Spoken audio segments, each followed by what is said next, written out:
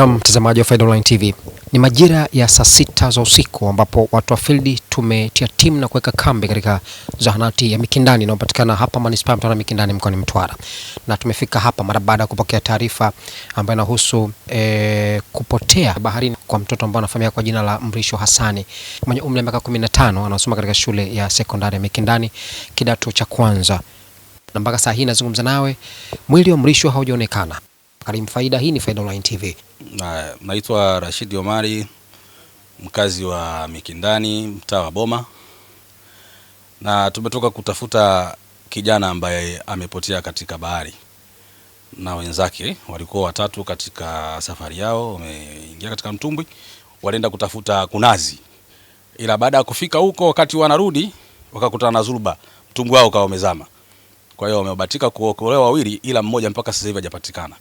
Na tulikuwa katika eneo la tukio toka saa 2, tumejaribu kutafuta katika pembeni mwa ufuko wa bahari huu.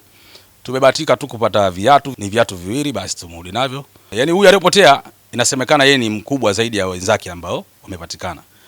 Ila changamoto wanasema hajui kuogelea. Tumepanga kesho asubuhi tukaanze tena process za kumtafuta huyo kijana. Jina langu mimi naitwa Bwana Salum Suleiman Mtipa, mkazi wa mtaa wa Boma. Mimi hali ya kupotea watoto, mmoja ni mtoto wangu anaitwa Ibu Salum Suleiman Hamisi Mtipa Ibrahim, miaka 15.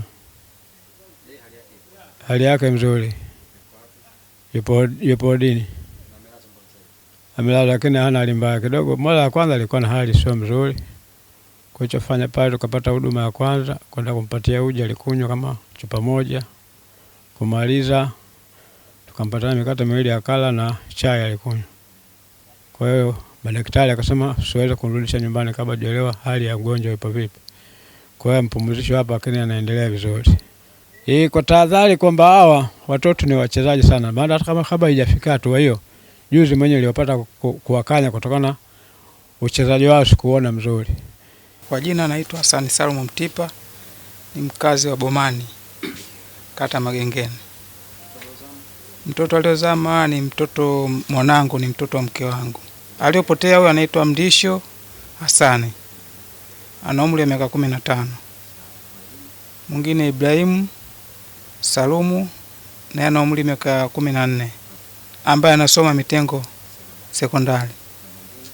Mwingine anaitwa Kasim Juma, anasoma darasa la 5 shule ya msingi Mnaida.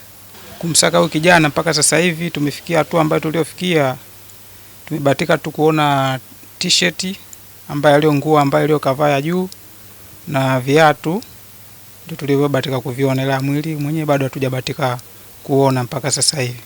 Jeshi la zimamoto walifika, ila wakasema tutakuja kesho asubuhi mapema kwa ajili ya kuendelea na zoezi hilo.